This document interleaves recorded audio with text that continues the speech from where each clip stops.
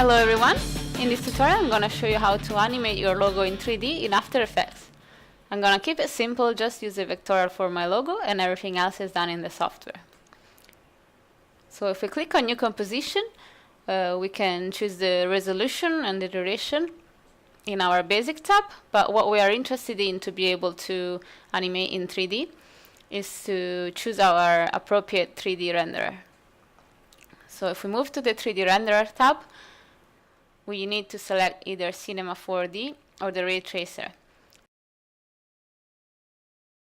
Cinema 4D will allow us to extrude and bevel text and shapes, have reflections, and material overrides, although we won't be able to use blending modes, track mattes, or motion blur.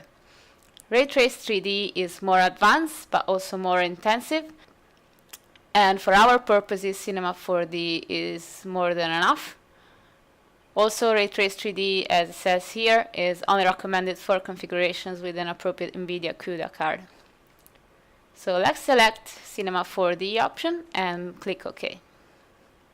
To be able to activate 3D for our logo, we need to create shapes from our vector layer. So let's right-click Create Shapes from Vector Layer. This will create another layer and add an outlines to the name at the end. And we can now activate the 3D option. That is the cube icon over there. If you can't see it, you can either press F4 to toggle the visibility of the modes and switches, or you can right-click on the tabs and activate and deactivate those individually as well. We deactivated the modes, so the modes and track matte are not visible. We can activate it again. And the next set is the switches. So if you can see them, just right-click, go to Columns, and select Switches. So the bottom half is what we are interested in, the cube icon. We now have a 3D layer that we can work with. You can see that since we activated 3D, our layer has geometry options and material options. Geometry options are regarding the extrusion depth and the bevel depth and bevel style as well. So you can play with these and see what you like best. Material option will allow us to define the look of our logo, whether it accepts lights, casts shadows, accepts shadows, and a bunch of other options. So we can increase the extrusion depth to the maximum and see what our logo looks like. Now we also have 3 axes to which we can adjust the position and rotation of our object, since it's in a 3D world. So the 3 numbers are the X, Y, and Z values, with the X being the red arrow, the Y being the green, and the Z being the blue. And in order there, X, Y, and Z.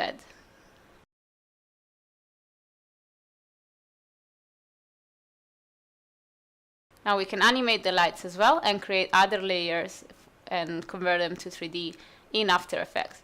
So if we go to Layer and select New Shape Layer, we're going to create a ground plane for our logo to cast its shadow on and just create some context. So we created our layer, we can activate the 3D for it and adjust its position and orientation. So that's our ground plane set up. Now our logo is a bit dark on the right side, so we can duplicate the light that we already have just by pressing Ctrl D and adjusting its position. All these properties can be keyed. Obviously our ground plane as well as material options which we can play with to enhance the look of our scene. And once we are happy with some layers properties and we don't need to animate it anymore, we can lock it. See the lock icon there? We can drag the layer down so it's at the bottom and just activate the lock. So we won't be able to accidentally change anything. So if you look over here, anything with the stopwatch icon is animatable. Once we click the stopwatch icon, we set a keyframe. The stopwatch turns to a blue color, and once I've done that, by moving to another point in time, changing properties will automatically set a new keyframe. We can also set keyframes by clicking on the rhomboid icon if we don't want any property to change, just to hold what it has, and move to the next and previous keyframe with the arrows to its sides. For example, you can see here we can animate the color of the light. We're gonna have a blue light at the beginning, at this point in time, and it's then gonna turn to the original yellow color. Another way you can manipulate your animation is just by moving the keyframes. If you want something to happen faster, just move them closer and slower move them apart. If something is quite off, one reason could be that your curve's interpolation is not correct. If we click at the top icon here, we can open the graph editor for our property. So if we select the property that we want to check, and we can see how the transition from a key to another, these yellow squares, is a linear one. So we're going straight from an orientation to another. What we want is a smoother, more natural transition. So what we can do is select our keyframes and apply an ease in and ease out to their interpolation. Right here at the bottom right, we have all the options we need.